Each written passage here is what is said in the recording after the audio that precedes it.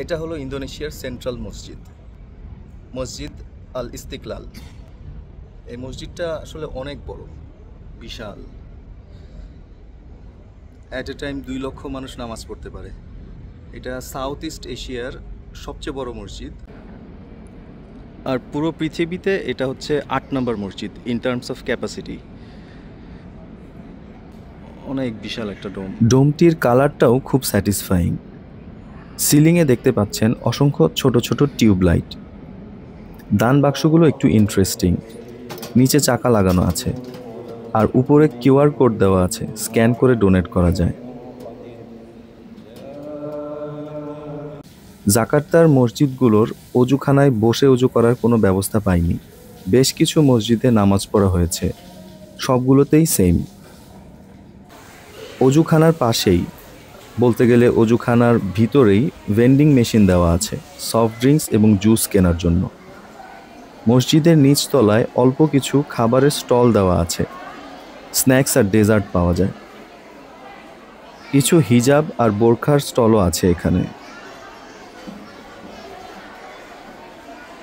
আর এটি হলো মসজিদের দ্বিতীয় তলা।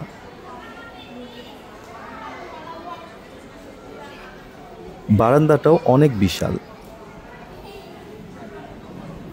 এখানে অনেক বড় একটি ওপেন স্পেস আছে।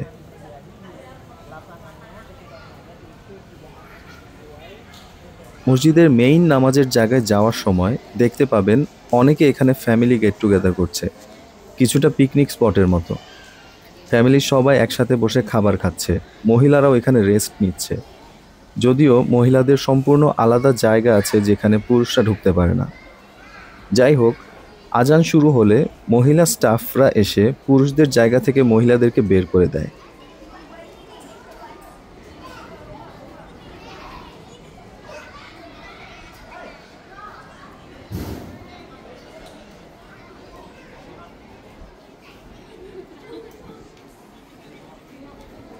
মসজিদের একদম সামনের কাতারে একটি ডিভাইস দেখতে পেলাম, যদিও আমি এটা স্টার্ট করতে পারিনি। হয়তো মসজিদের স্টাফদের হেল্প লাগবে এটা চালাতে হলে।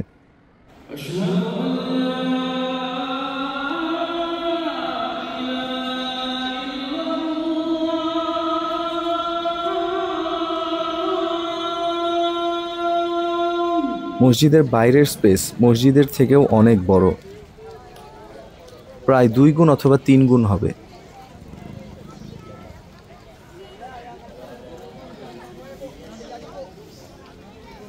মসজিদের ঠিক উল্টা পাশেই দেখতে পাবেন একটি চার্চ।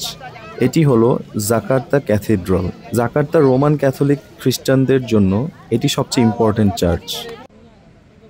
রাতের বেলা মসজিদের আউটলুকটা বেশ অ্যাট্রাকটিভ। এখন বিদায়ের পালা। রাস্তা দিয়ে যাওয়ার সময় দেখতে পাবেন দূর থেকে মসজিদটি কেমন দেখায়।